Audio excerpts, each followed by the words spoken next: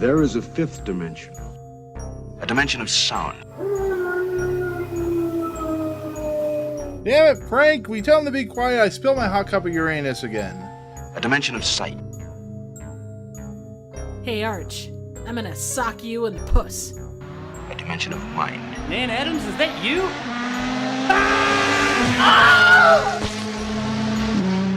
Next stop, the Twilight Zone. What's going on, everyone? Welcome back to the Fifth Dimension of Twilight Zone podcast. Haha, I finally did it correct this time. Yay! Only took 6 episodes.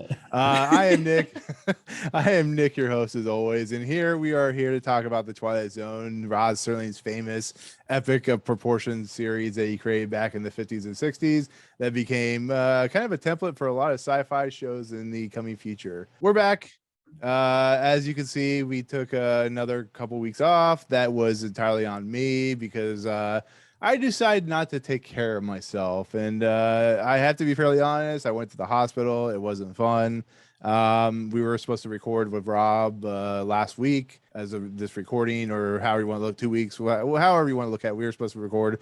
Rob was nice enough to, hang out for an extra week with us in the Fifth Dimension. And we're back to talk another episode. So thank you for being patient and waiting for a new episode. But as always, we are on my YouTube channel, which is, of course, Movie Emporium. That's where I keep this Fifth Dimension podcast. And then audio feeds, or audio boom, or iTunes and Google Play and Amazon Music and all that good stuff. So if you go on there and you like what you hear from us, definitely rate, subscribe, all that good stuff. And as always, before we introduce our guest host, we are here with, of course, my two main co-hosts, and that, of course, Triv from Trivial Theater. I didn't come up with any jokes because I forgot, but Triv will just say she is the Northman to our podcast. I don't know. That's the best thing. She's so look good naked. I'm sure, with the 6-pack, and the wearing of Wolff's clothing. I don't know how this goes. Yeah, but and then how you doing, Triv? I know, like I said, we've been gone for a couple weeks. So how was the last couple weeks for you? Yeah, can't complain. Here it's finally getting nice out, which is good. I'm no longer freezing my ass off, which again, that's good. I don't know that I have, but if I did, I'm not freezing it off anymore. Exactly, man. It's kind of nice that we're finally hitting summer. I'll have spring, thanks. Well, yeah, I mean for anyone that's not in the three main boxes that isn't Triv, where everybody else is hitting like 90-degree weather, We're still sitting in the 40s. Oh, well, yeah, it sucks down here in Florida and Alabama. And so the other person, of course, is the Mickey Rourke of the podcast, and that, of course, is Jacob from Jacob Anders Reviews. How you doing, Jacob? How's the you haven't been hit in the face recently, have you? No, I haven't been hit in the face recently. What was it? I'm trying to. What's that a reference to? I don't know how Mickey Rourke looks. Oh yeah. He looks like he got the shit beat out of his face. He probably did.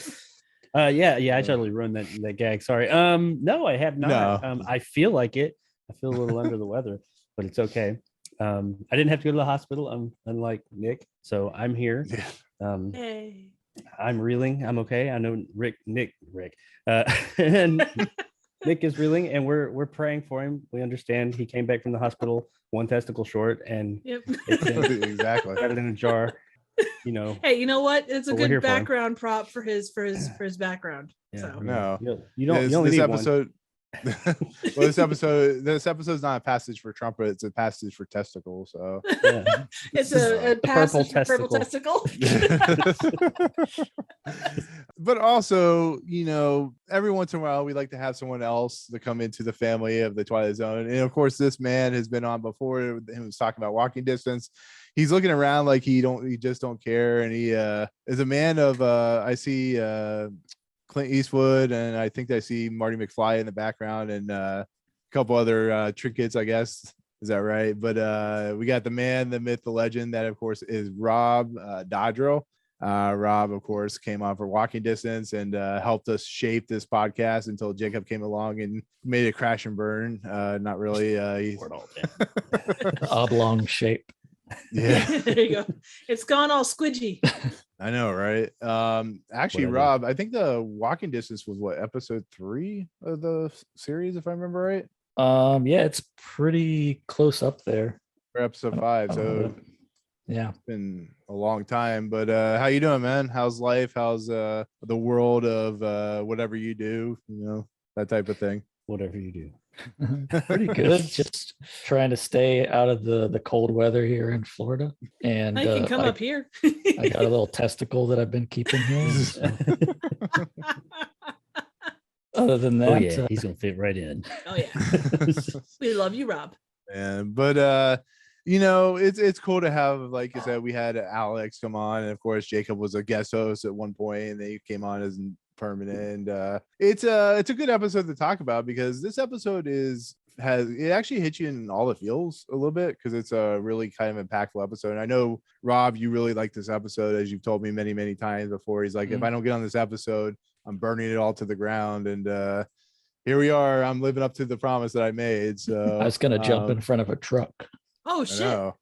It's No, you were gonna jump on the front of the side of the truck, Or the wheel barrel or whatever it's called. with Yeah, my Jack hands. Klugman did all his own stunts. Sort of. Yeah. sped up fast forward motion with a woman going, ah! Oh man. Actually, I gotta ask you, Rob, before we continue, any luck on the search for the Rod Serling Funko Pop? Still no, so I just still have my Shit, that's a huge pest dispenser. my own. So I had to take matters into my own hands. So I still That just is have still one. the coolest thing. How'd And then you the make that? backdrop, Top it's secret. yeah, he made that. Oh, that's cool. Do they not have one? They don't have any Twilight Zone pops. So anytime Nick sends me new pops that are coming out, I send him this GIF of Rod Serling holding up a gun where he says a Colt 45. And that's the right response to anything regarding Nick. I know, you're right. That's how we roll in the fifth dimension. So but anyways, today we're talking like I said, a really good episode. At least I think it's a good episode. We'll kind of discuss it, but it's season 1, episode 32, which is called Passage for Trumpet. Directed by Dan Medford, written by Rod Serling. Production code 1733633. Now, before I continue, I looked in the Twilight Zone companion book. I know, Rob, I think you have it. I know, Triv, you have it. At least I think, Rob, you have it. Maybe you don't. And the production code doesn't match up with the list of how they have it ordered in the book, which they have it ordered by episode production. So I don't know how accurate this is. Wikipedia I'm reading off of, so this might not be accurate, but I don't know how accurate the production code is anymore. So I'm just going to say it's the 33rd episode ever recorded. I think everybody knows Twilight. everything on Wikipedia is 100% true in fact. I know. I'll tell you I this: know. it's more truthful than the IMDb trivia section, or it's more trustworthy. Man, I knew that IMDb was bad, but I didn't know they were that bad. Damn. There's some shifty things on there. I'm not gonna lie. But this aired on May 20th, 1960. This, of course, stars Jack Klugman, who's a famous actor. Actually, he appeared in, of course, 12 Angry Men and some other Twilight Zone episodes, The Game of Pool, which is a really good episode. He plays the main character, Joey Crown. It stars Frank Wolff as Baron, which is the other trumpetist. John Anderson as Gabe, who, of course, I'm going to continuously call Abe Lincoln in this episode. And That's what I wrote down in my notes. Abe Lincoln. and Angel. exactly. And then Mary Webster as a character we'll talk about later on, very integral to our podcast. So I know Jacob and Triv, you know exactly. We'll tell Rob about it, but Jacob and Triv know this character, so good stuff. Am I the only one? You guys are saying Abe Lincoln. Which, yeah, when you say that, I'm like, yeah, okay, I can see. I could definitely see that. Mm-hmm. But just from his voice, because like when he first came on, when he first spoke, I was looking away from the screen. I think I was looking at one of my other screens doing something. He started speaking. I swear to God, it sounded like Willem Dafoe, like young Willem Dafoe. And this is like not the first time we've had a Willem Dafoe sighting in this show. I'm telling you, he's a time traveler. You just want to see him naked. Let's just be honest. Hey, I mean, okay. First of all, I've seen The Northman, and I've told you guys, and I told Rob, there's no naked Willem Dafoe. I gave it an automatic. I almost walked out. Rotten. Yeah, I actually shot the screen. I took that. That's why I have it gone. 45. If Willem Dafoe's in a movie and we don't get Willem Cock, I'm not. What is the point? So that's why Boondock Saints is like the greatest movie ever. Not that you get William Dafoe cock, but you get William Dafoe like full on spread. Yeah. No. Exactly. Nice, So nice. What else you need? Abe Lincoln is a guy that started in a lot of westerns, and he started in Once Upon a Time in the West. He seems like a And- Western actor. Oh, Yeah, very much. yeah. I could see it. Yeah. He's got that Yeah, like early Clint Eastwood thing going. Mhm. Yeah, he actually has a. If you look at his picture on Wikipedia, it's great. But this episode it's pretty well known. It's an episode that I find kind of heartwarming and heartbreaking at the same time, just on the simple fact of who Joey Crown is. But as I always ask, and I'll start with Rob. Was this you've seen this episode a bunch of times? I know you recently went through and started watching a lot of the Twilight Zone episodes again. But is this an episode that you've always known about, like always kind of known the trajectory? And did you ever at some point just kind of come back to this episode and go, oh, I remember this now? I vaguely remembered it, but it definitely wasn't one that stuck out to me until I went, what was it, last year or so, that I went through like the watch through of all of season 1. And then I came to this episode and I kind of vaguely remember parts of it, but that was the first time it really stood out to me so much. And I was like, wow, this is a really good episode, almost as good as Walking Distance. Yeah, it's an episode that doesn't have like I would call the twist shock moment, but it has it's an episode where it definitely has a Twilight Zone-esque type story. And it's the same thing with like Triv and Jacob. Do you guys did you see where the trajectory of where this episode was going, or did you kind of just do any of you guys ever actually remember this episode at all? Triv or Jacob? I don't think I've ever. I don't remember this one. Like I remember Jack Klugman episode, like other ones, but I didn't remember this one. I'm sure I've seen it. I just don't. Yeah. Yeah. Same here. Actually, no, I didn't. I knew something was up. I don't remember the episode, but like partway through it, after the whole dead thing, I was like, something's going on here. It's not what it's leading on, of course, but I didn't know it was going to be exactly what it ended up being. Yeah, same boat. It's kind of nice. It has like the downer part in the beginning, and then it kind of uplifts. It doesn't like go straight into like the Chaser, or what was some of the episodes that got really dark, like the one with the little girl and the Nightmare as a Child. Nightmare as a Child. Yeah, it's just Good job, it bro. feels like, what's that? Oh, just telling Rob good job because we said it at the same time. It feels like a Twilight Zone episode, but it also feels like something that maybe as they were getting close to the end of the season, because you can tell near the end of the season, if you look at season 1, the last 4 episodes outside of the after hours are what I wouldn't call like the most downer episodes. I don't think the Mighty Casey's a very good episode, but like A World of His Own, I know you've seen this probably, Rob. It has one of the coolest endings of any Twilight Zone episode I've ever seen. Yeah, it's like it's definitely ending. Yeah, it's a meta ending. It's a very dark ending, but it's like Mr. Bevis it's dark, but it's not like it's not getting into like a Nightmare as a Child or The Big Tall Wish or something like that. So I think they were trying to kind of ramp down and maybe have a little bit of lightness to what has been a very Twilight Zone is known for being very dark and heady and stuff like that. So with that said, the episode starts out with we see a man in an alleyway, and that of course is Joey Crown, played by Jack Klugman, and he's a trumpeter. He is playing as Jacob alluded to, Rob alluded to as well, he's very much in love with his trumpet, to an extent where he's he's swallowing the damn thing. Let's say that. Let's say swallowing. Let's not say other words. Well, he treats it like you would someone like a love, like not a loved one, but like someone that you're deeply in love with. It's a soulmate or whatever. I think that was the idea. It's like that's supposed to be an extension of him, and like something he truly cares about. And it is almost like another body part. It's an extension of him. He does love it, but some of the ways they went away around showing it, I was just like, I don't know if that's a thing trumpeters do. I've never seen it, because it was oddly disturbingly seductive. What he was like, not in like a ooh, it was like a ooh. Kept on, it's just somebody else take it. I mean, I played flute for a long time, and I regard it's not the same kind of a thing, but you do kind of warm it up, but definitely not like that. I've never seen it. But you fluff it. That's what he was doing.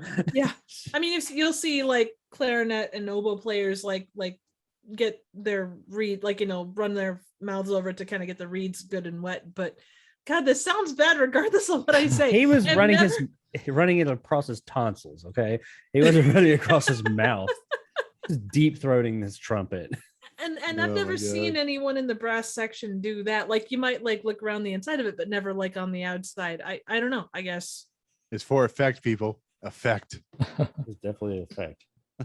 But basically, I actually like the shot in this episode at the beginning where we see I'm assuming it's a way to have a character have a kind of a cost cutting method where they maybe I'm wrong, but they have like the silhouette of Baron, the other trumpetist playing. You see Jack Klugman, Joey Crown's character, just kind of watching, and you're not really sure why he's sitting there. I figured maybe he was practicing before he went on, but we find out later that's not what happens. But before we do that, we'll do what we always do, and it's a 2-part narration, but I'll just have Jacob read the whole thing because it's actually one part of narration, then like 6 minutes later there's the other part of narration, but for the time being we'll just have you read the whole thing. Right, gotcha. Joey Crown, musician with an odd, intense face, whose life is a quest for impossible things like flowers and concrete, or like trying to pluck a note of music out of the air and put it under a glass to treasure. Joey Crown, musician with an odd, intense face, who in a moment will try to leave the earth and discover the middle ground, the place we call the Twilight Zone. One kind of fun thing on the beginning of this episode. So this one through the end of this season features the blinking eye, and instead of the what came previously. So I think it's the first beginning episode. of Jeff. Yeah, So there's it's got Jeff. that has a blinking eye. I don't remember. I need to go Jeff, back. it's your debut. Well, it might be that, or it might be. I think it's actually like an actual blinking eye. Like it kind of closes slowly. Jeff, it's your sister. Correctly? Yeah, I was looking at Wikipedia earlier, and it says that it's the first episode to feature the blinking eye. It's your sister Trish. Oh my God. What's in her eye? Well, you see, Oh, good funny Lord. story. Oh, Why do I ask these When he dumbass was questions? doing this thing with the trumpet. Oh, my God. Oh, good Lord. Anyway, moving on. See, I They walk usually into this empty that crap. out. So I gotta ask actually real quick, was this an episode of the Tales from the Crypt there, Jacob? Not for this one that I'm aware of. Not that I remember. Not like Oh. last week. Last week we pretty Yeah. much reviewed an episode of Tales from the Crypt instead of Twilight Zone because I kept on taking it back to that. We actually got to do that episode. We just got to do a Patreon episode of that. If we ever do Patreon, we'll just review that episode. Okay, where was I? Yes. Joey. Okay, so what ends up happening afterwards is Joey is he's playing the trumpet, and then of course Baron finishes. He comes out and he sees Joey, and we basically learn that Joey was part. I think if I'm remembering this or reading this right, he was part of Baron's group, but because of alcoholism, he was kind of let go, and now he's been trying to come back ever since. He constantly lays outside this it's like would you call it a club or some kind of It's like a nightclub. Yeah. nightclub? Is that what it is? And he kind of has a conversation with Joey about his alcoholism and how unreliable he is. Joey talks about how he feels worthless, which is kind of interesting because the emotions that Joey goes through in this episode are very familiar to I'm guessing everybody that's ever lived in the entire world that has ever been put together has had this feeling of worthlessness at some points. I was going to say what you were talking about with the alcoholism and stuff. One of the things that I liked that I found interesting about the episode was he says that he feels like he can't play the trumpet unless he's drunk. What's interesting about his character to me is that alcohol has ruined his life, but to him, that's the only time that he can play to the high level that he can achieve. Because everybody kind of recognizes that he's this fantastic trumpet player. Yeah. But in his mind, he's like, I can only do it when I'm drunk. But when I'm drunk, I've completely ruined and wrecked my life. So he keeps drinking to mask what he's done to his life, but just so he can play the trumpet. And if he gives up drinking, and that's kind of I guess where the crossroad is at the beginning is he wants to give up alcohol, but he knows giving up alcohol also gives up his ability to play the trumpet at the level that he does. So that was an interesting character dilemma that they put him in. Very much.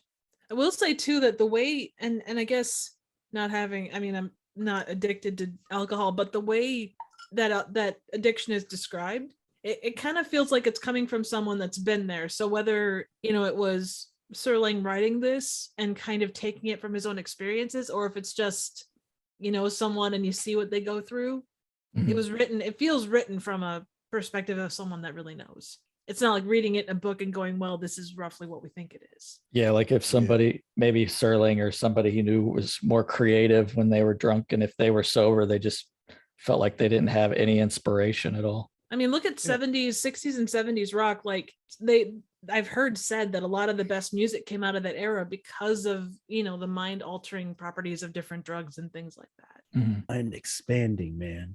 Yeah.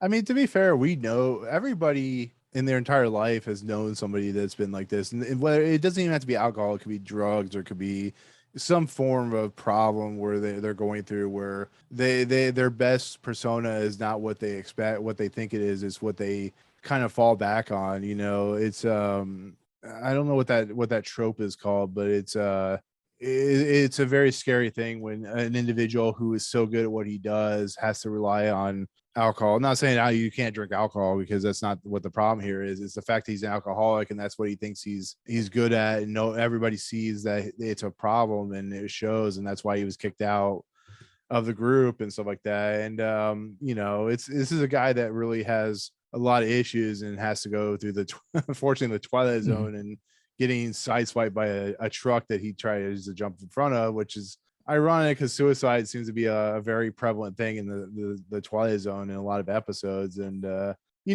have to. He depends on the alcohol.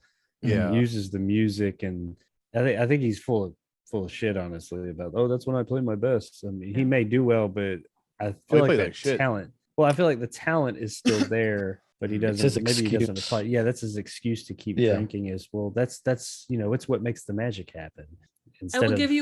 He just falls back on it, I think. I will give you a perfect example. Karaoke night at any bar, yeah. like 2 a.m. Like you hear and you think, oh my God, I sound awesome. And then someone records it and plays it back to you. And you're just awesomely drunk. Yeah, exactly. He's probably a character who's always been drunk or alcoholic at some point when he's playing, and just never had the confidence that he's like, oh, I can't play without it, like, because I've always had it. Yeah. Exactly. I also want to say that this scene with him and I think the other Frank Wolff, was that the other actor? Yeah, Frank Wolff. Yeah. I thought their performances here will stand out. They're really good. Oh yeah. It's Twilight Zone. It's like we said before. It's very much a product of its time, and the performances and the acting in it is a little heightened. A lot of these people came from the stage, or that's the kind of acting that they did in movies back then. Very exaggerated, because most actors came from the stage back then. But theirs, it was subtle, and they did a lot of subtle body language and like facial expressions to convey feelings and things like that. And we're getting more and more of that as the show evolves.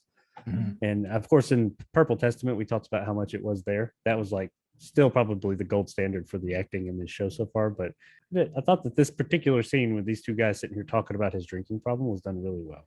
Oh yeah, Jack Klugman is just really good at what he does. Yeah. I think out of the two that I remember Jack Klugman in, actually, it's kind of ironic if you think about it. I don't know if you guys remember. I know you've probably seen it, but you don't remember a game of pool where Jack Klugman, I think he plays the guy that takes on who is it? Who's the actor that plays the crap? Anyways, he's the like down and out pool player that takes on the other pool player that's very famous or whatever for what he does. And it seems like Jack Klugman is kind of put in that position where he plays a particular character in the Twilight Zone, and I think it's two great performances, but it's definitely a very showy worthy performance here. So, well, this is a perfect actually example. I wrote down a couple of I tried to quote a couple of paragraphs in this episode where, for instance, he says he traded it all for some bad hooch Joey feels like he's nothing. He's sad with crummy walls and crack pipes, which I mistook that, which I'm assuming they're just talking about crack pipes. I'm assuming it's not crack pipes, but I don't think they had crack back then. Was it? Yeah, I guess there wasn't. I also wrote he's only the horn. It's half his language. And then I wrote he's Gabriel with a golden horn. When he puts it to his lips, he's a jewel, fresh flowers in summer. And of course, only when he's drunk, it's an episode about his demons, basically.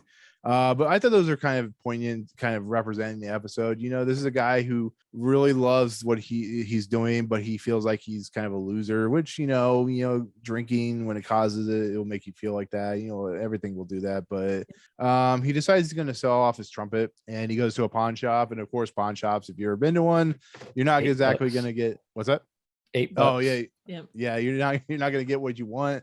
So he got $8, and he's apparently traded his trumpet before, which, you know, is what it is. But he's not pawning it this time; he's selling it. Exactly. Yeah. But I just thought it was funny. What's that? Oh, I was just gonna say one other fun kind of thing. You know, for the lexicon, well, I don't remember what it was the last time, but he talks about how he gets the crummy end of the stick. Mm-hmm. Yeah. What was it? Not the dirty we've end got of a the stick.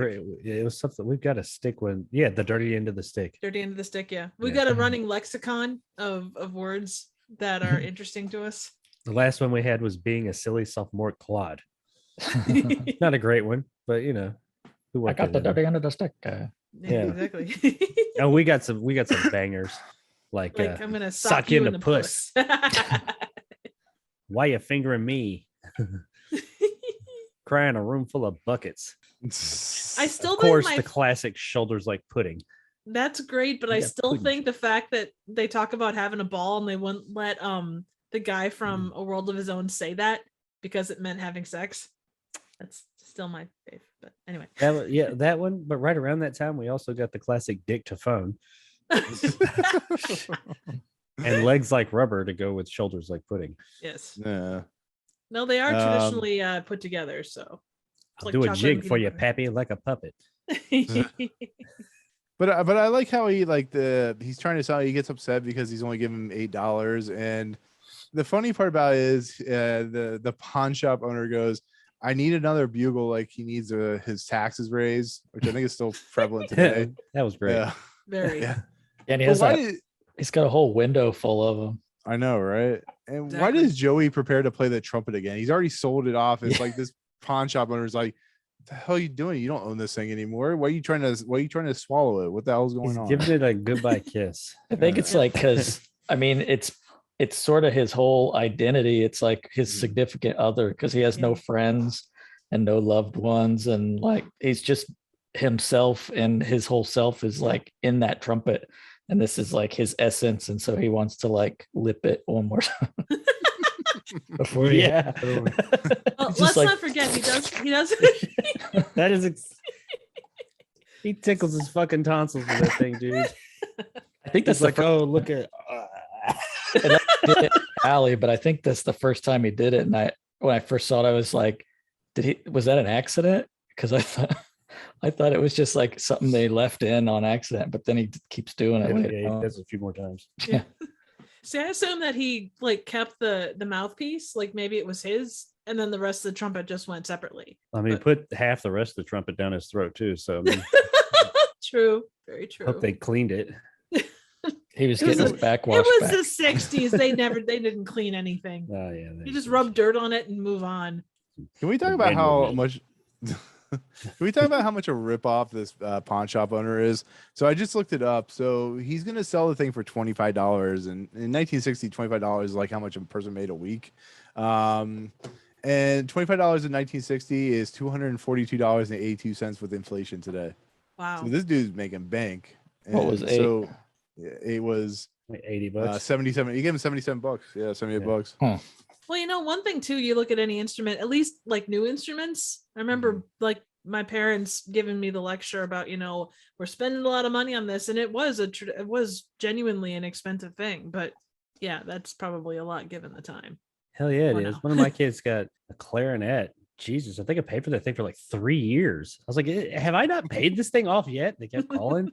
wanting more money. I was like, I think you guys are ripping me off. How much was this thing? I Yeah. did not know what I was signing up for. You actually bought like a baker's dozen of clarinets, not just one. I think, oh yeah, I bought the whole brass section. It's Tesla not brass. clarinet. Yeah, the Tesla clarinet. Hell yeah. The woodwind section.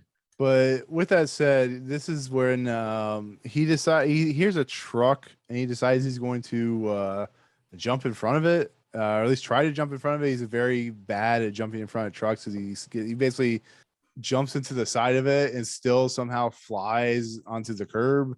It's the most crazy thing I've ever seen in a Twilight Zone episode that wasn't the phone booth incident. But what about the shoes? Did you notice when it hit him and he came to, he was in the same set, which has been on many of them, but it was the same set that last time we got a sped up vehicle hitting somebody. What was the episode? What You Need? Yep. Mhm. I mean, With the that truck hit him so hard, it hit him back 15 episodes. And knocked him back 15 episodes into it. Because when he came up, I was like, holy crap. Because when it sped up that truck and it hit him, the lady was like, ah, I was like, ah, that's just like, holy shit, he's there. I also noticed that the lady that screams, they zoom in on and then they cut, and she's just standing there staring, not screaming, but her scream is still going. Some high production values here. Yeah, that scream was like 7 octaves where you blow out your ear. Like a Quentin Tarantino zooms. Again, Oh, one we'll of the talk- great things about Twilight Zone is the fact that it's not just your standard like 3 camera, the sitcom setup, which obviously with this it couldn't be, but I think they did single camera, didn't they? I'm sure so. Well, I would imagine so. I was just thinking like Lucy or the I Love Lucy show or shows Yeah, like that yeah. that did that. So, but that's It not wasn't Well- on like a studio. no. I mean, it's on a studio set sometimes, but not like your traditional. It's more sitcom shot with, studio like, set. More like a film. Yeah, it's shot. Yeah. Yeah, we'll talk about another set too near the end of the episode that is very reminiscent of like every other set that has been used for a rooftop. So It's like the room then is what you're saying. I was waiting for the kid with the rabbits to come out there, and I was waiting for the wife and husband where the wife falls off the roof. Oh God. Escape I like pods. the outside the movie theater of this episode is what I think is probably one of the cooler parts. Like that's one of the things that stuck out to me when I was watching through the whole first season was that kind of, I guess, I don't know if you'd call it an effect shot because it's not really I mean, it is. Oh yeah, but- yeah. the mirror. Yeah, through the mirror Yeah. where they like built the second set and they've got twins or something on both That's what I was sides. going to say. Was that I made note of that. That was, I think that was all. I didn't look it up. I didn't have time, but it looked like it was done practically, and that was really impressive. It looked Yeah. practical, and when I kept watching it, what I think happened is they had all twins. Nice. And they had because the first guy he's smoking in the mirror, and they actually have a mirror there. And then he like moves over, and I'm assuming they take it away. I don't remember if it was all one shot, but once It he was a goes couple. over, once he goes over, it's like one take when he looks through the mirror. And then he looks back. Yeah, and it's he like looks the back people over and there. I keeps thought that was panning. really well done. I mean, they could have, because they do a real quick pan. They do. I can't remember if Rob, you may know that kind of pan where they do it like really quickly. It's like a It's white. like a big blur. Whip pan. Wet pan.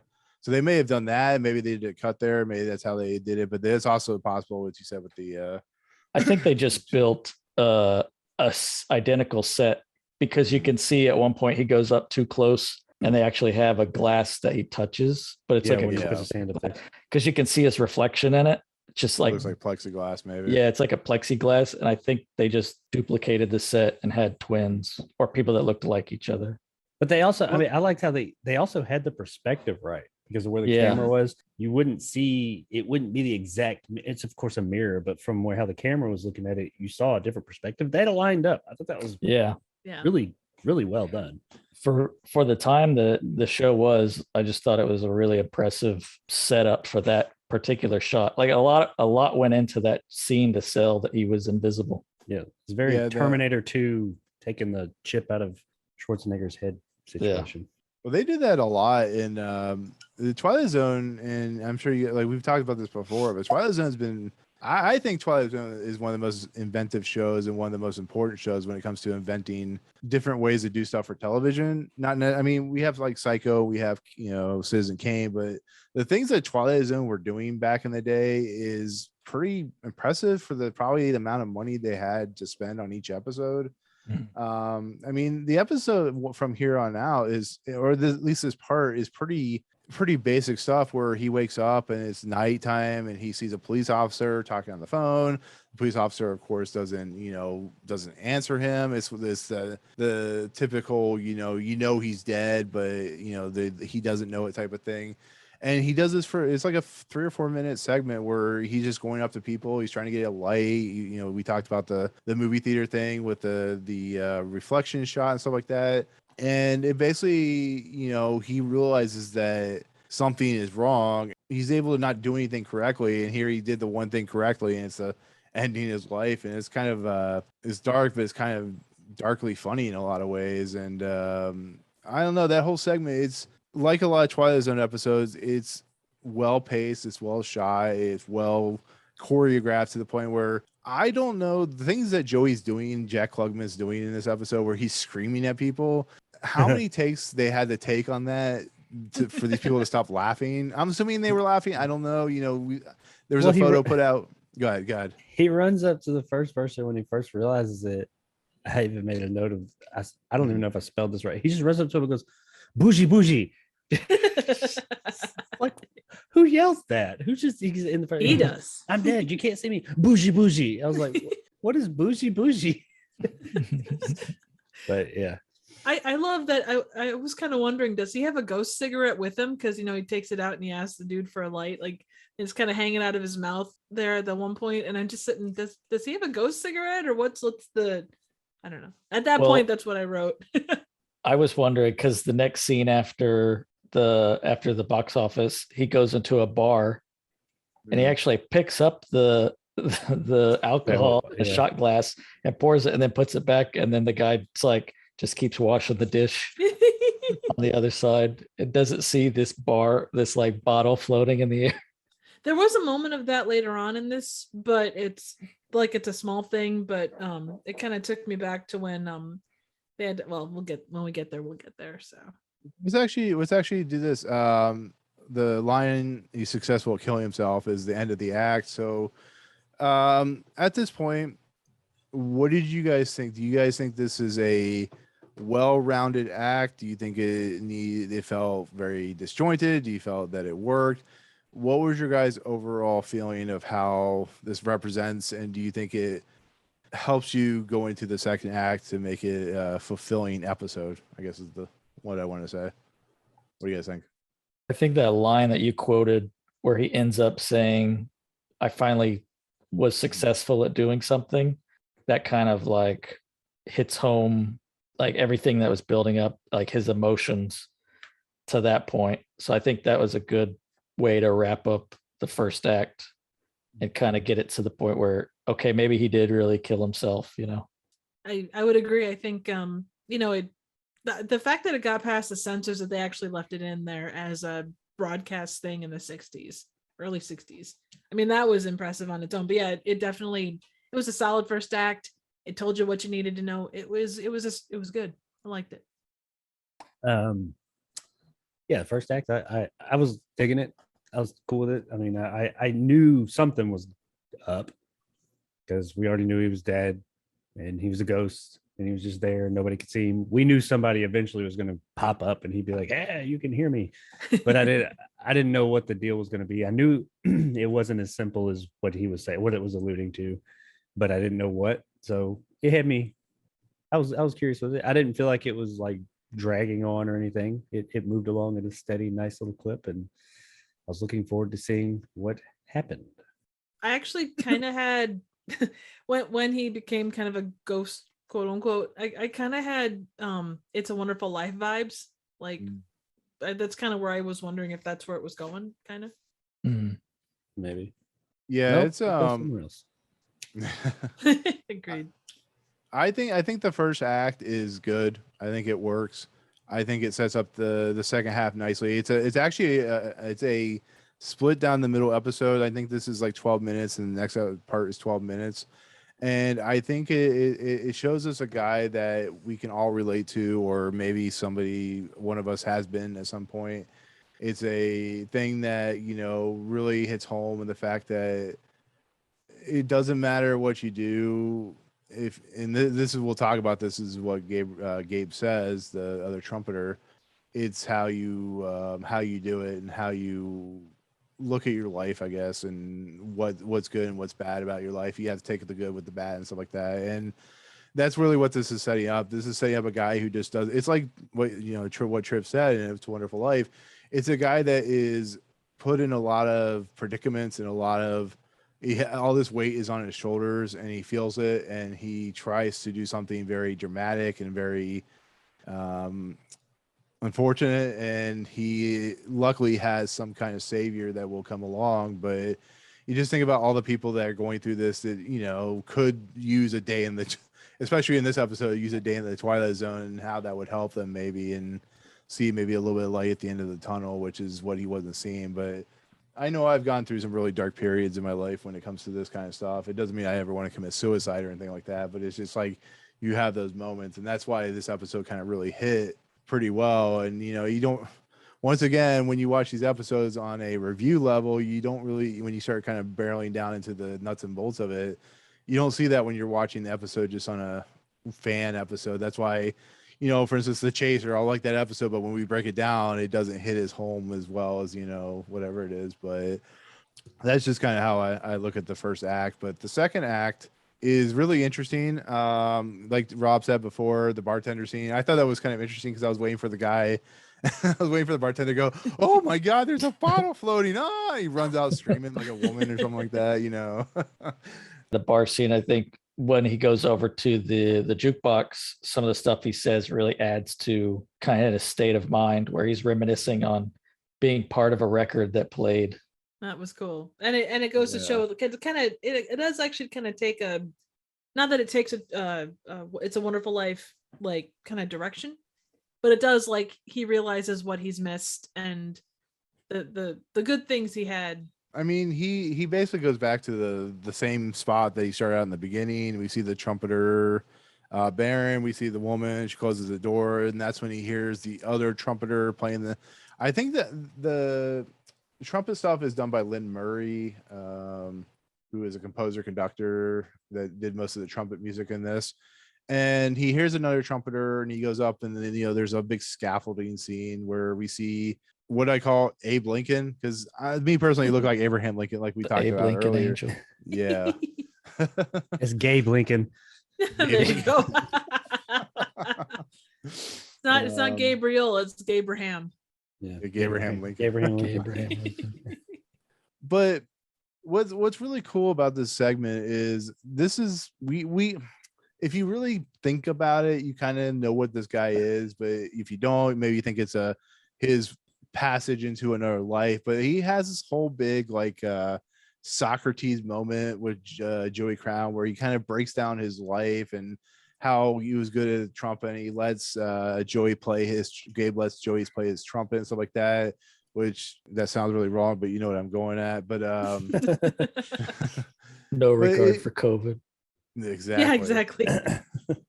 But I gotta ask you guys, when he's talking, he talks about a lot of stuff, the sweet and the sour, the ice. I like the frosted ice cream thing. Where is it at? Sometimes it's sweet icing, Sometimes nice it's frosted gravy. icing. Sometimes Yeah. it's sour.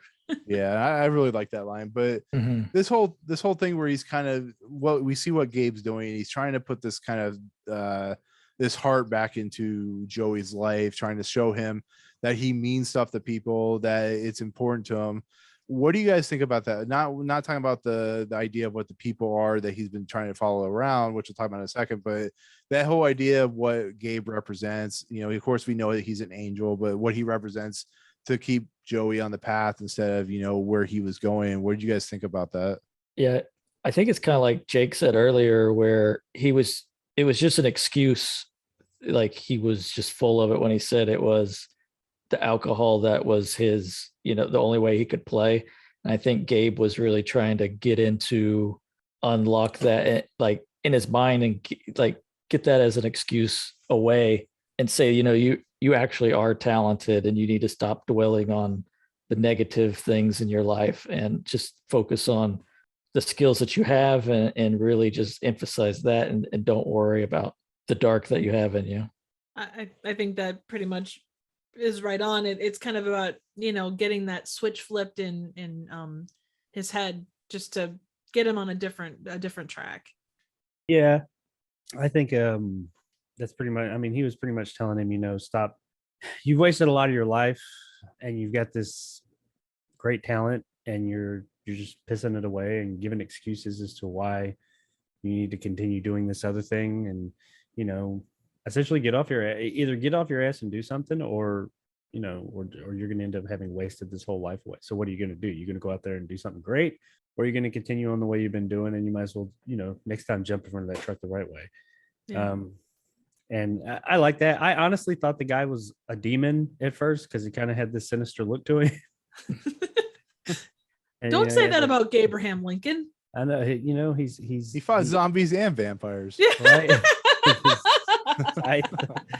But yeah, I think that I liked the message. I really enjoyed the message that he put out there. I thought that was a really good message. It was a little bit different from the Twilight Zone episodes or twists, if you will, that we've gotten in the past. It wasn't, I don't know, it's almost like a lot of the Twilight Zone episodes have been more centered on the actual twist.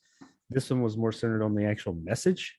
Yeah. Like the twist was not as memorable as the actual message of the show. I don't know how I feel about that, honestly. I'm not gonna lie, my initial viewing, I was kind of like, well, that twist was kind of, it was fine, it was all right.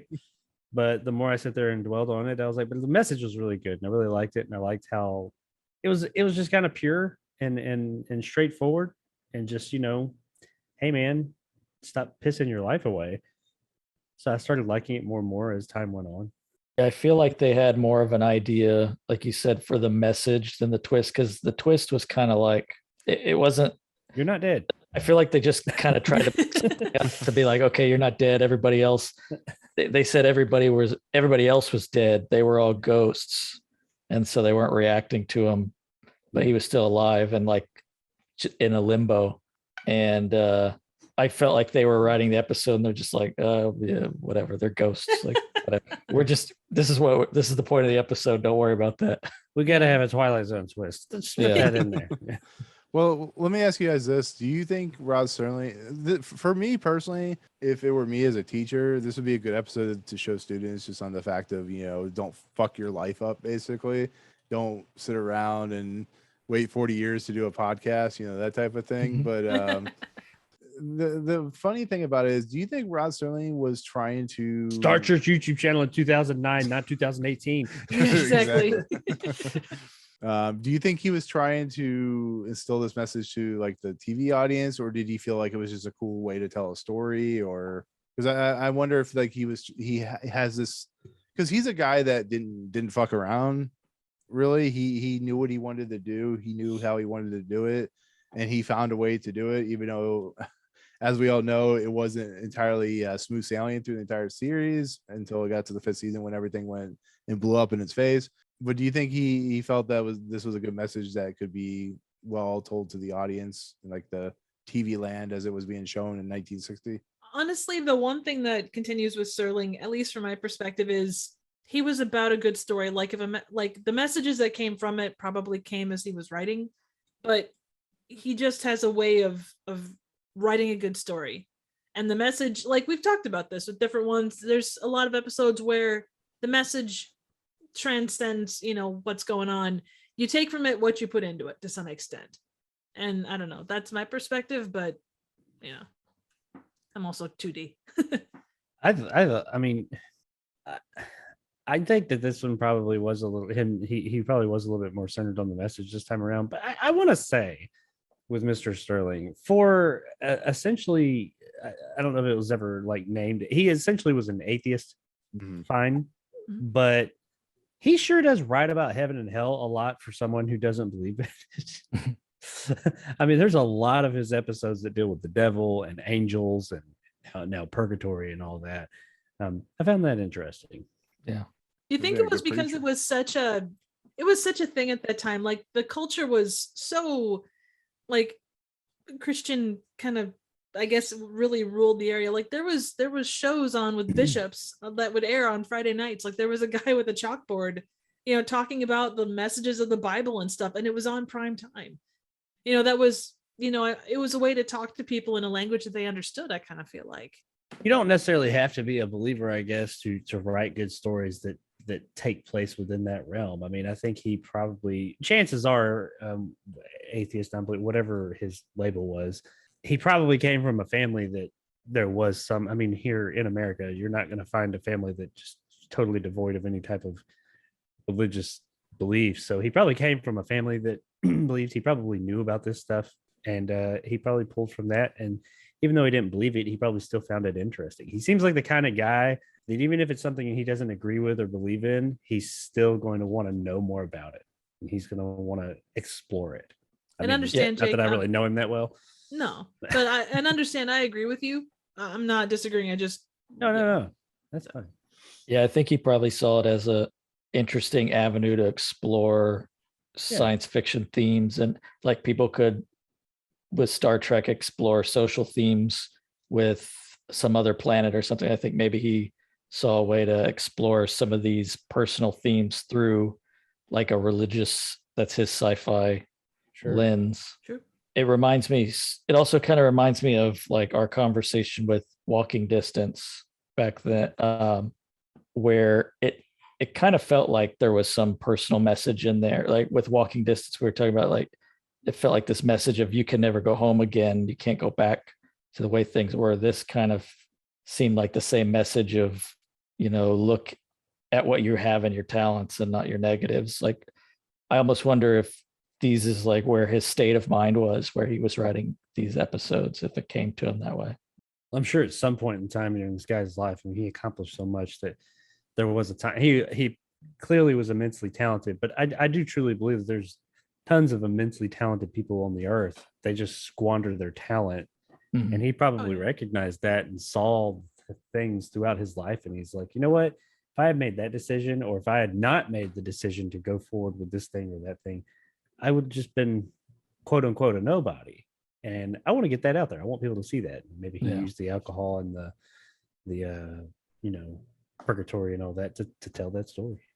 People just have excuses as to why they can't do what they really think or know that they want to do, but there's always some kind of excuse. Oh yeah. Well, it's like we build, you use excuses to build walls. Or get crappy tattoos that say no regrets. Or crappy tattoos that say bad motherfucker. I don't see that as a bad decision. No, I don't either. It's a great conversation starter at bars when I used to go to bar hopping and stuff. Nice. And to be fair, some of the best horror films of all time have dealt with what? Religion. Very much. In some form or fashion.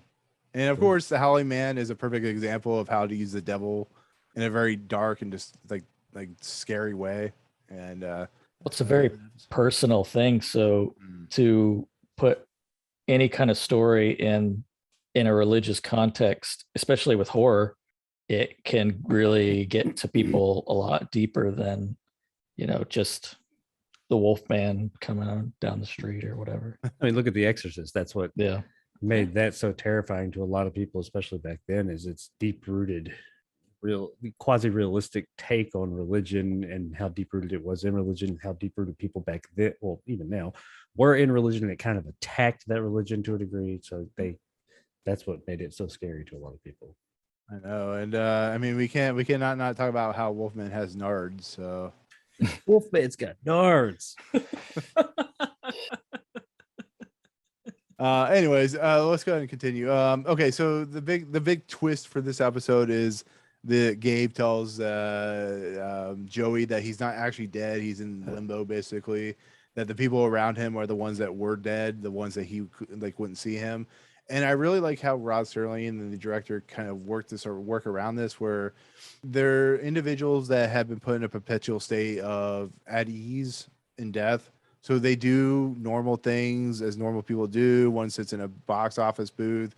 One smokes a cigarette, walks off. They're dead. They don't know they're dead. Similar to like Sixth Sense or something like that. Spoiler alert if you haven't seen that movie that's 30 years old now. But I just like that kind of twist right there is Rob walks away. He's like, fuck this, I quit. That was on my watch list. Damn it. Don't get me started on the one for Citizen Kane. Right? Oh my god. Right. What? No. Oh, you just ruined it. I know. It's on my M Night list right after Avatar. Oh. Oh. Yeah, maybe reverse that order. Yeah. Also, exactly. aliens and water. Oof, not a good combination. Mhm. Did I ever Or tell you about that old plants. movie? How about plants? No. What are you doing here? The plants are alive. They're coming. They're gonna kill us all. It's I told you this. grass. Oh God. I told you guys the story. Run from the air. When Mark Wahlberg showed up at the Father Stu screening that I went to, I was like waiting for him to go, religion? No. This is about faith. It's about So- working out. Spirituality, not religion. Exactly. See how much I bench press in this movie. Let me get a pump. Yeah. Yeah, man. I wear my gym collar. But- No. So, We love you, anyways, What? Gabriel walks, or Joey walks with Gabriel, and Gabriel tells Joey that he has a choice, a talent that shouldn't be wasted. Basically saying, don't fuck your chance up. If you're really gonna kill yourself, just jump in front of the truck. Then I think he said something close to that in the movie or the episode. I've been a little But- bitch. Do it right. Exactly. Yeah, exactly. And get That's some not all he wicked said. air. Go to the roof. That's That's not all he said. He said something else without even saying it. I really appreciated it. I don't think everybody picked up on this. If you notice earlier in the episode, I think that it was what's it, Joey? Is that his name? No, Yeah, yeah, Joey. Yep. I think he said it or something. I think he said it like when he plays the trumpet and he's on, the sauce. He's like Gabriel playing the Mhm. trumpet and all this, Mhm. comparing Yeah, himself. that was to Joey. Yeah, so Gabriel had to come down and be like, he had to show him how it's really done. This is how you play the trumpet. And him Yeah. doing that and then coming down and then in the end saying who he is and everything, he's pretty much saying, and by the way, get my name up out your fucking mouth. You ain't playing the trumpet like me. You can Rod aspire. Serling. Rod The best Serling part set is- up the payoff. Yeah. Rod Serling best- wrote those words in the script, but they got taken out by the Yeah. studio. No, the Get best Damn part is censors. up out your mouth. And then he goes up in front of him and just like open hand bitch slaps him. Yeah. Yeah, You he see knew Rod about Serling it in 60 the years prior. in the studio trying to convince them. They're like, I don't know about this language. Well, you see, he's like, it's get my name out your fucking mouth. It's very But no, I was gonna say Gabriel kind of leaves Joey there to make his decision, and he starts walking away. Says his name is Gabriel or Gabe or whatever, and then as he's walking away, he walks away like Batman. He just walks away into the shadows like Robert Pattinson, Lincoln. Batman. Gabriel Lincoln. But therein lies the thing, and honestly, I was a little. There was part of me that was a little pissed off. He's like, "Yeah, Gabe You is short walk for like Gabriel." Batman? It's like we didn't need you to say that. You could have just walked away and left it at that, and it would have been I awesome. feel like that was a studio. Yeah, I know. Like they said it and they're Nobody like, will know who Gabe is. Yeah, you exactly. know these dumbasses watching this, you need to say the name Gabriel. You might even need to say Gabriel, like the angel from the Bible. You were talking about it earlier. He plays a trumpet. Here's a picture. It just killed it just like it would have been great if you just would have walked away, and that would have been a killer moment. And it's like, damn it, just Also, killed it. not the greatest looking trumpet for an angel to have. It kind Well, of it's Yeah, kind of like just the Last old- Crusade. You got the Oh yeah. Carpenter's Cup thing, and it's Yeah, true. quality, I guess. I don't know. I don't Real know where I was world. going with that. But Jesus Well, had a Carpenter Cup. Gabriel goes to all the worst clubs. It's humble. So Oh, yeah. it's just over the course of time. He's had to beat. God, that's gonna sound terrible. He's He got to doesn't- beat people off with it. He also lives in apartments with crack pipes. Yes, Yeah, exactly. crack pipes. He doesn't need, the talent is within him. He doesn't need a perfect instrument to play it. Yeah, He but could it take a- helps. You could take a turd and play. In the Ave wind. Maria. You cannot polish a turd, but he can. Well, he's an angel. I would hope he can. Yeah, he can I polish. think he But- cleaned the mouthpiece off and was like, "This guy, Yeah. I'm gonna clean this off." He blows into the trumpet and like a bunch of like spit and foam flies out of it. Oh my god. And we've gone from inspirational ending to total puke fest. Thanks, guys. Appreciate that. So Joey wakes up from his accident, and the girl once again goes, "Oh my god!" How'd that go? Oh my god!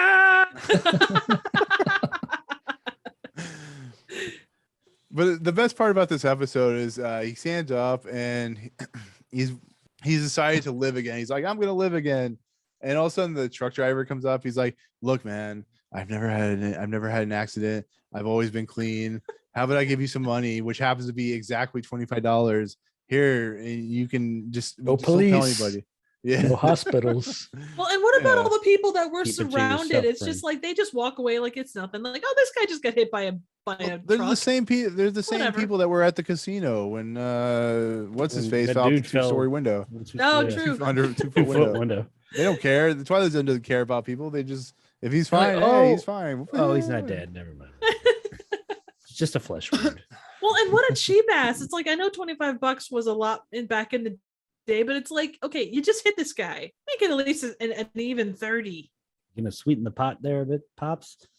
I Yeah, know. exactly. He just hit him. He's like, "Hey, just take this and go on." I think that Joey was just too happy. He was all like ready to run down the street, going, "Merry Christmas, Merry Exactly. Christmas, I'm Santa Claus now.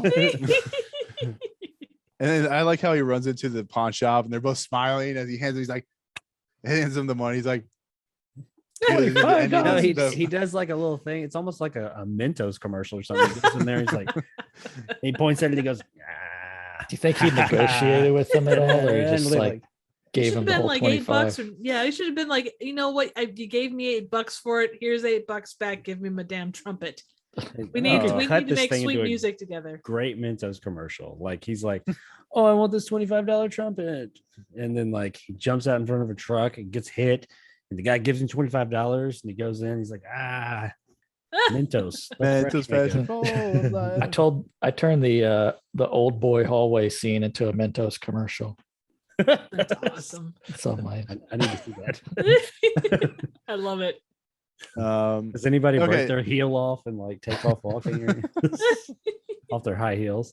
Okay, so we're gonna talk about and try and bring Rob into the mix on this. So he's excited. He has his trumpet. He's playing on the roof, the same roof from like the boxing episode, and we've talked about it. You know, has all the episode. They probably use the same set within like the same week or whatever when they filmed this segment. But a nice young woman hears him playing, which is a nice young woman. He's gonna have someone in his life. He's gonna show him the world. I just came to So- Big City. Yeah. Well, I'm sitting here. I can show you the world. Well, let's say this. I'm sitting here. I'm just watching the episode, taking notes. And he's like, "I'm Joey," and she's like, "I'm Nan." Run, I did bitch, this. run! I did this. I'm like, wow. So, Rob, I don't know if you know this running joke that we have, but you remember the Hitchhiker episode, Mhm. the one with the woman named Nan Adams. So we, Oh, my word. yeah. Not a joke. It's true. It's true. It's a subplot. So Nan Adams is the main character in that episode, and she has trouble driving. She drives very fast around puddings of shoulders and stuff like that. And so I think the next episode was What You Need. And the guy, of course, gets hit by a car. And it looks like the exact same car from Nan Adams that Nan Adams drive. And of course, he loses his shoes. So we have a running joke that Nan Adams, in some form or fashion, is the catalyst for each episode's death sequence or some form of major sequence in the series. And it's almost entirely like, for instance, the Purple Testament. Like you hear an explosion, we just immediately think that It's her. Nan Adams. Yep. Yeah. Ran him off a cliff. It's not a joke. This is the truth. It's a Yep. conspiracy. This is like some Mandela effect level shit. I know. And so when the lady comes up and she says her name is Nan, this is what I wrote. I said, "Nan, why does she always have to be called Nan? He's going to show Nan around, and I'm sure she's going to run him over at some point because she Yeah. probably has a car." And it's a running joke, and it's perfect because in every episode we find a way to incorporate Nan into the episode. So she's like our mascot. Mephisto. Yep. Yeah, Mephisto. Yeah. I think this So episode that's- is more of a moving forward. We didn't see, because nobody really died, but Mhm. she foreshadows his death down the Yes. road. Like Yeah. they're She was sitting there driving the looking at truck, the actually. city. He's like, well, we thought that it was a switcheroo because that didn't kill him. And she's like, oh, somebody can show me the city. He's like, I'll show it to you. You got this and that, and it pans out. And then you just hear her say, oh, yeah, I'll drive. She hitchhiked in the back of that truck that hit him. She was in the back of the truck. Yeah. The old She wasn't in the back driving. of the truck. She was in the back of the truck and looking at the truck driver like, you suck. I would. She was like, don't slow down. Don't slow down. Just hit him. He's like, oh, okay. Dumb bastard. I would have done it right. Can you do anything right? No hospitals. Oh man, but I just thought that or she's just gonna push him off the side. I don't know, but it was you're actually sweet Christine. You're gonna see the car on the roof, and it's just gonna run into him at the end. That's the director's cut. Yeah. She'd say, "Let me show you how to sideswipe somebody." She'd like drift in and sideswipe him with the back of the car, and he'd fly off the edge of the roof. That's how you do it, bitches. Ha ha. I mean, we are getting to the Fast and the Furious of this franchise, so I was gonna say it's like Fast and Furious 0.5. Yeah, right. I mean, she already took out a spaceship. She did. He's like, oh, I'll show you Central Park, and she's like, at night. I was gonna say she kind of set his faith in motion. Like she said to the driver, "Hey, give him $25 to get his thing back. I'm gonna meet up with him, and then we're gonna get this bitch going." Yeah. Said, let me do it right. Yep. She's like Thanos. She said, if you want something done right, you have to do it yourself. Yep. So are we saying that she's the ultimate villain of this universe? She absolutely is. She's a fucking Grim Reaper. So did she coordinate like the aliens from How to Serve Man or to Serve Mankind? Yeah, she's like, she comes in and slaughters all the people so they can serve man. Okay. Yeah, I mean, right. What do you think they have like special rooms in there? I mean, is she the bomb and the obsolete man? It just becomes she's the gremlin on the airplane on Nightmare at 20,000 or 30. Oh, there you go. She's the gremlin. That's like her actual origin story. That's her true form. I like That's her it. true form. Yeah. Actually, there's a funny joke in The Simpsons where Bart's on the bus. And he's like, "Oh my God, there's a gremlin outside the window," and it's Molman driving a gremlin. And then somebody throws something at him, and he actually rolls down a hill and just explodes into flames. It's good stuff. As you do. But that's the end of the episode. That is the episode Passage for Trumpet. I personally think it's a great episode. Where it'll rank, I don't know.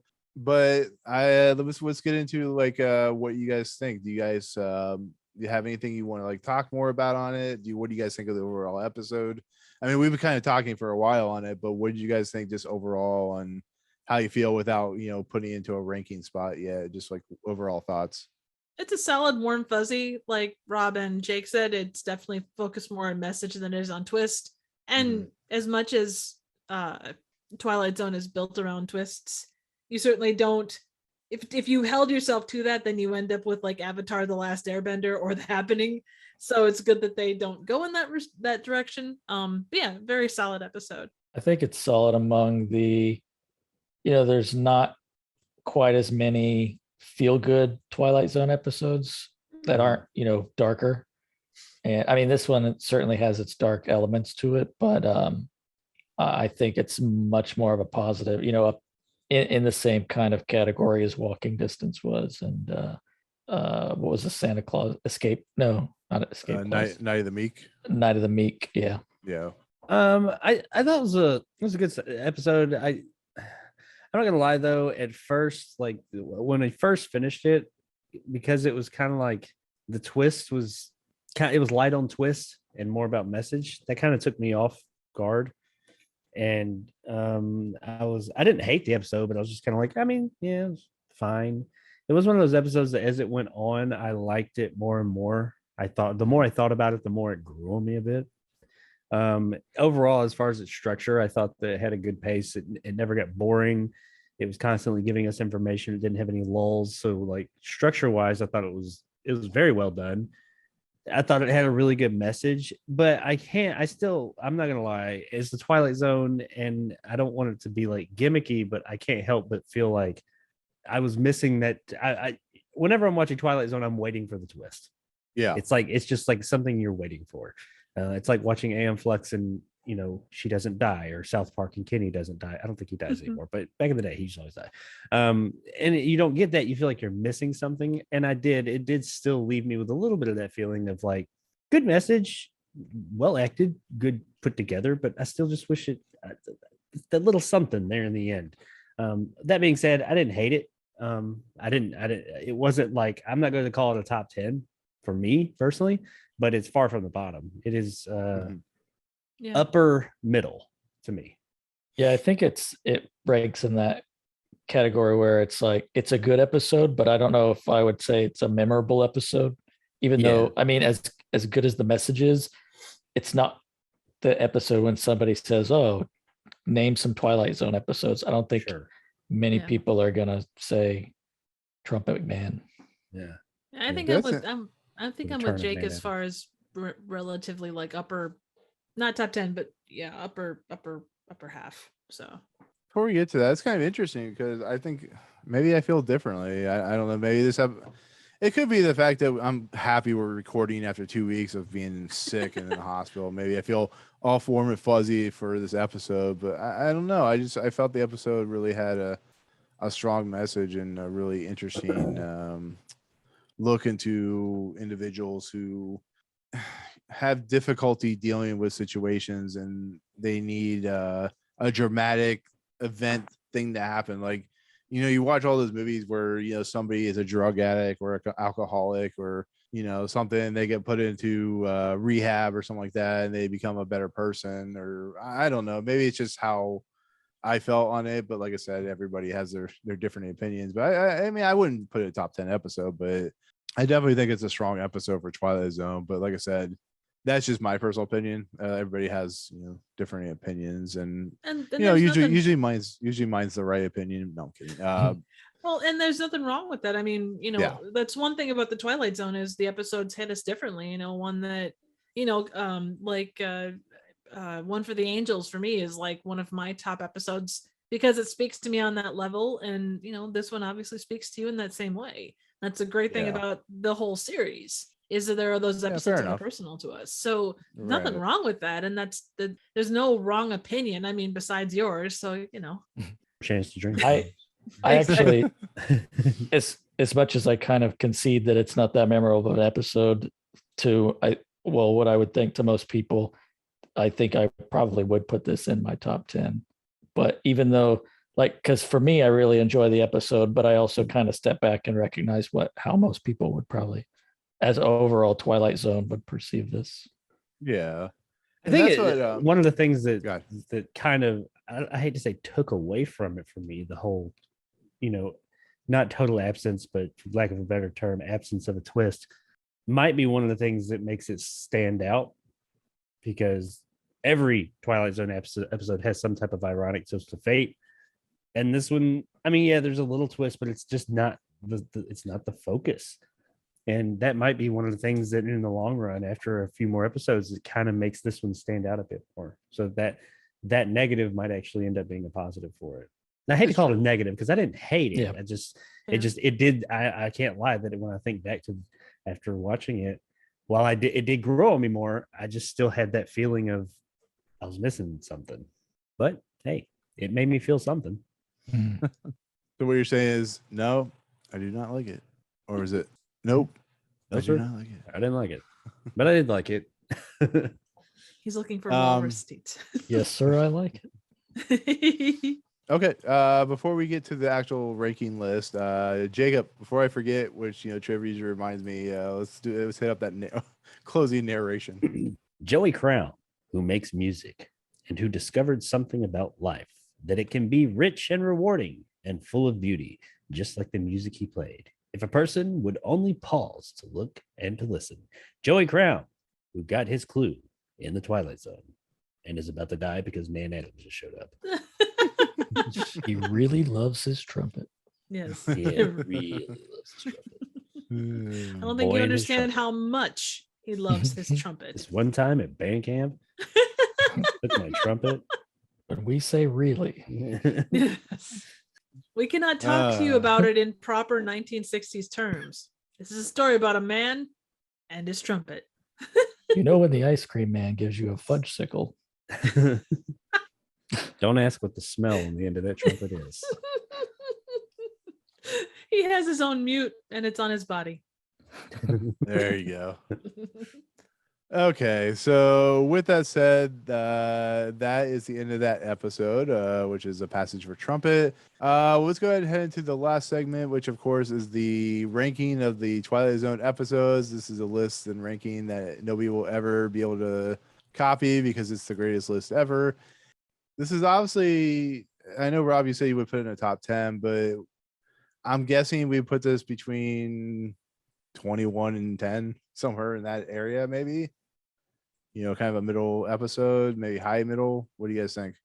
This is an odd one because there's some right around in this area is where some of the episodes that, you know, the episode itself, it's kind of like the opposite of this one. The episode itself was fine. It wasn't bad. And they have banger endings. And the ending is what defined it. Like, is it, and when the sky was opened? Is that the one where they're going to Earth? And, no, third from the sun's where they're going to Earth. Yeah, number 18. Had a great, just fantastic ending. The rest of the episode was what it was. It's fine. But without that ending, that's what defined it.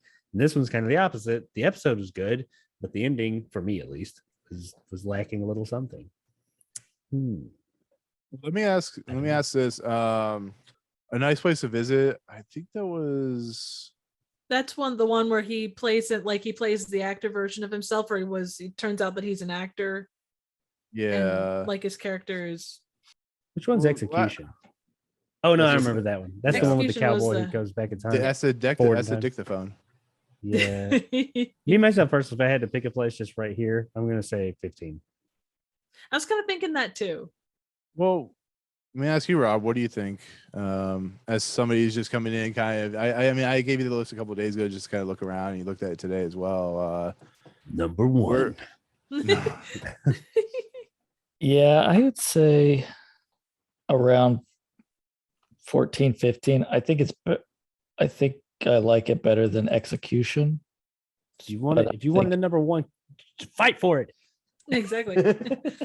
It's a number 6 on my list. Oh, Damn. what's our number 6? Time Enough at Last. Time enough at last. Yeah. Banger ending. Yeah. Mine's Nightmare as a Child. Time Enough is number 3. I copied your list down and then I rearranged it because I didn't know what we were going to do. Oh no, that's all right. Yeah, but I'd say, yeah, according to this list, how I see these are ranked, I could probably see it around 14, 15 in the middle somewhere. Let me ask I mean, you it this: I would say Mirror Image is, of course, the one with the woman who has expert knowledge in science and whatever she had. That's where her stuff keeps disappearing, right? Yep. Yeah, Exactly. doppelganger stuff. So you think this is not as good as What You Need, where Nan Adams hits the guy? But you think it's better than Execution? I mean, being that this thing has such a banger mirror type of shot, you could put it like, oh, that's not that far off at 15, but you wanted to be like, ooh, mirror shot. That's awesome. Put that shit there. Makes out with a trumpet too. Yeah. I was mixing up. Okay, Execution. I was mixing up that with that's the 1800s guy. Yeah, basically, dude in the Old West, he disappears or gets pulled out of that into modern day. Yeah. And then I was mixing that up with the guy who kills his wife, who's immortal. that's Escape. escape clause. Oh yeah, okay. Yeah, I'd still say it's a little better than Execution. I liked Execution, but The greatest And- scientific looking, like sciencey looking thing ever. Trying to think. somewhere in the 13 to 15 range, it looks like. 13, So 15, 13, 15. So Jacob, I'm guessing you're holding Pat above Execution. I liked What You Need better than this one, but I like this one better than Mirror Image. I wasn't a huge fan of Mirror Image, but What You Need, I really did like that one. A nice place to visit. I like. I'd be okay with 13, even though I do like What You Need. I think What You Need needs to be higher up on the list anyway. So yeah, I'd be cool with 13 if that's where we're talking. Well, that's a question. Like, What You Need. Do you think overall? Let me ask you this before I'm kind of changing numbers as I'm talking. Do you think What You Need has an overall better package than Mr. Bevis, A Passage for Trumpet? That's like my final question. I think it. I think the message in this one is stronger, but I think the overall episode of What You Need is stronger. But once again, they're really close. What about you, Trev? That's difficult. Because the reason I ask is What You Need is, I think, a strong episode, even though we joke about the whole, shoes flying off and stuff like that. I still think it has a more potent message than A Passage for Trumpet. But it's basically, do you think it's a stronger episode? Do you think the episode on its own would work better, What You Need or Passage for Trumpet? And same thing with you, Rob. Like, do you think it's an episode that works strongly on its own, I guess? My gut tells me What You Need is stronger across the board. Like, I got more, not to say like this had a lot of good in it, and it, strong performances and awesome jazz, which is always a plus in my book. But I don't know, like, given the between the two, like Jake always says, the one that you'd want to go back and watch. Yep. I would go back and watch What You Need. Yeah. Like 8 out of 10 times over A Passage for Trumpet. And that's no dissing on A Passage for Trumpet. It just, What You Need spoke more to me. I'd agree with that. That's fair. Like I said, it's so close. And we always joke, but like when you get down into like, 30, 40, 50 episodes, you have to like look at the list and you're like, why did I do this to myself? I know people who are doing like 600 episodes of a show like The Simpsons, and it's like you get to episode 575 and you realize you still have like 150 more episodes to go, and you're like, fuck. Well, we know what Nick's next project is. No, I am not doing The Simpsons. I am not. I'm not delving into that wormhole of Come on. You just sound insanity. Come on, you want to. I'd rather do South Park, actually. Hell, I'd rather do Lost than do The Simpsons, and my Simpsons are my favorite show at this point. So, anyways, yeah, we'll do that. So, new number 15 is going to be A Passage for Trumpet. That means I think now that the 16mm Shrine joins the other two terrible episodes in the next page. It's okay. Yeah, it's okay. And now the first page actually has episodes that we enjoy. The other episodes are on a new page. The only reason I did this is there's just not enough space, unless I'm gonna make the words like this big. But I noticed something last week, Nick. What's that? And I'm assuming this week as well. I noticed that you did not take my recommendation of adding more explosions. I'm just waiting for the episode of the Twilight Zone to do that. Maybe I should do like return to videotapes and do is this good for streaming? The type of thing. Explosions sounds good too. So yeah, you can cover up a lot of stuff with explosions. Look That at my is channel. I have explosions in every single video I put out. Was this episode speaking, I just remembered at the end of it they had a teaser for Mr. Bevis, and that's the first, unless I just missed it, that was our only episode I remember that actually had a teaser for the next episode. Oh, they all do. They all do actually. Oh, okay. I mean, I'm looking at it on DVD, so they kind of pull the whole thing for it. But yeah, even going back, Paramount Plus does the same thing. So it must. I don't remember. Maybe it wasn't on Hulu because I watched it on Hulu and it got pulled from Hulu and now it's on Paramount Plus. Those bastards. Unless I just glossed over it at that point. Oh, no worries. Yeah. The promos are really interesting, actually. Yeah. I remember the early promos, like from the early episodes, where it was like them talking about episodes they're making, and just Rod Serling like walking around in like a set, like this right here. This book, it comes from an episode about a man who did a thing and read a book. Oh, that's a great that's a great video in itself, because I think it was done for like possible sponsors. Yeah, it was. And the way that they describe, it was one of the early episodes, like the way that they describe, what episode was it? They describe like this relationship, but it was The Lonely. They were talking about this relationship between a man and a machine, and it was so like they had to be so delicate with how they talked about it, and it was hilarious. It's like one of my favorite Rod Serling things. Yeah, because that episode, the big question on everybody's mind is because there's that big gap of time. They fall in love. They're on this rock, asteroid, of course, not a planet. Yes. With atmosphere. Yes. And breathable air. And what were they doing for the 5 or so months that we don't see? He was tearing that shit up. They were playing chess. They weren't copulating. Made from the Trumpet company. Taking his bishop and putting it in her queen. Oh my god. So with that said, mate, biatch. So as Rob alluded to, the next episode is well, the next episode is considered to be one of the worst episodes of the. Oh my gosh! Oh my god! Hey! Yes, Cornholio! All hail Cornholio! For my bunghole. Hey, buddy! This chick's awesome. She's like sluts. I can't wait for that. We should review the new series when it comes back. When it comes back as the old Beavis and Butthead. My name's Tangeray. This is my friend.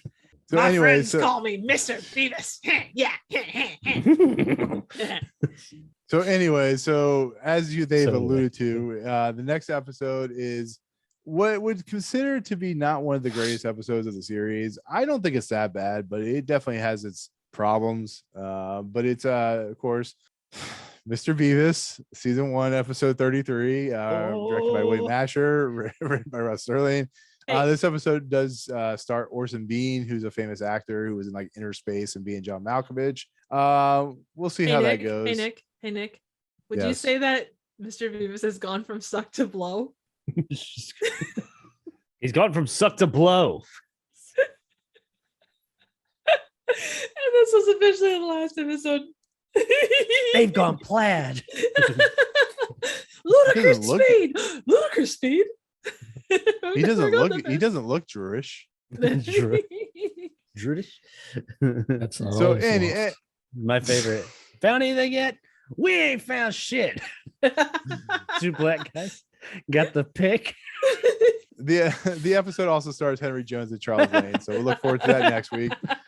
With that said, we're gonna head out before we completely collapse upon one another. Rob, I thought it was a jigsaw doll for a minute. Oh my God.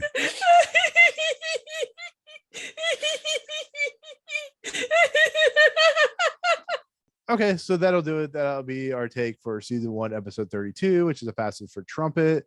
Rob, as always, I talk to you all the time, but anyways, thank you so much for coming on the episode to talk this episode.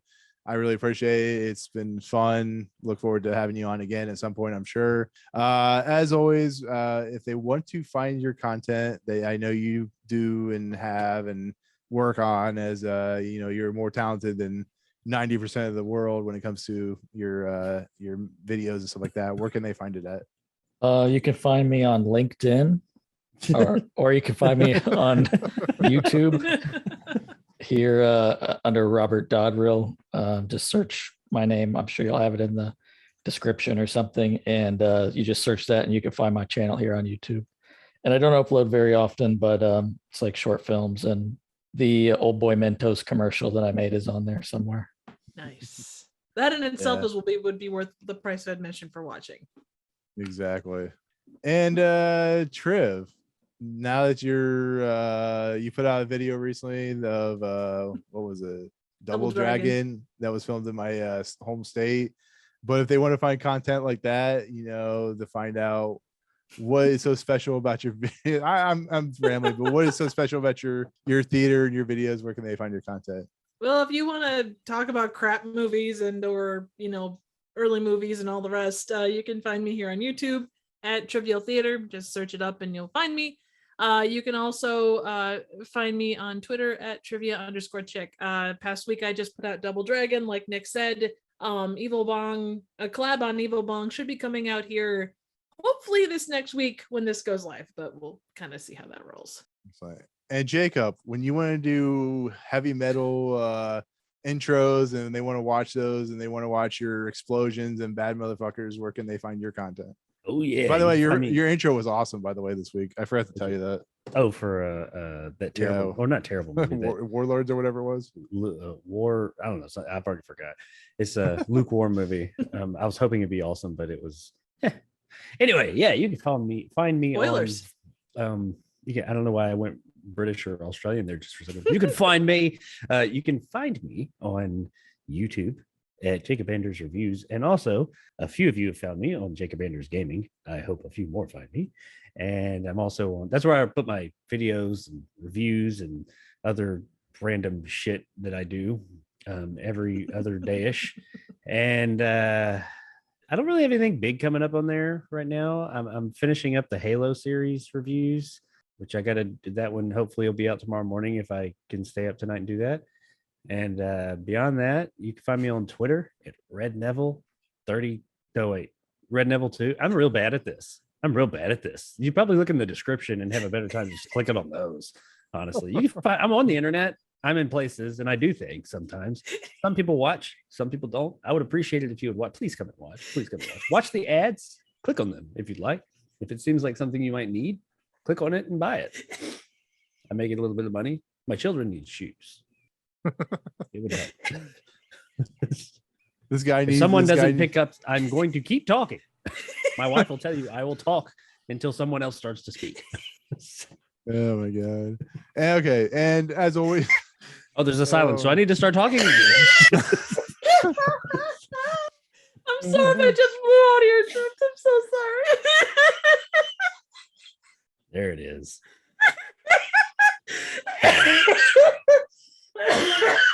So we're gonna send Trip to the hospital. So for myself, Trib, Jacob, hey, and you Rob, you need to promote your own stuff there. Oh yeah. Yeah. So before we send Trip to the hospital, from choking to death, you can find me at Movie Emporium on Twitter, on YouTube. This video post on YouTube. This lovely.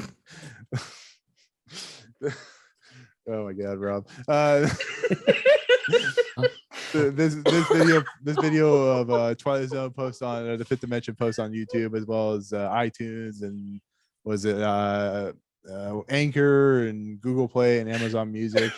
But yeah, you can find us there and all that good stuff. But for myself, Triv, Jacob, Rob, and of course his Funko, we'll see you guys next time in the Twilight Zone, the Fifth Dimension. Peace out, guys. Bye. See, Rob was the one that decided that we had to put Walking Distance at number 1 originally, so you can blame Rob for everything. Hey, he Walking also agreed Distance on- was very good. He also agreed on Perchance to Dream too. He's like, what? That's I'm the not one I even want to on know that who's responsible for that. episode. That's Triv's fault. I didn't actually like the movie or the episode when I You recorded. know what? When we got talking about it though, like everything else, we change our minds sometimes. I'm sorry. We need to redo that one because somebody needs to change my mind because Fuck. Fine. I'll depart.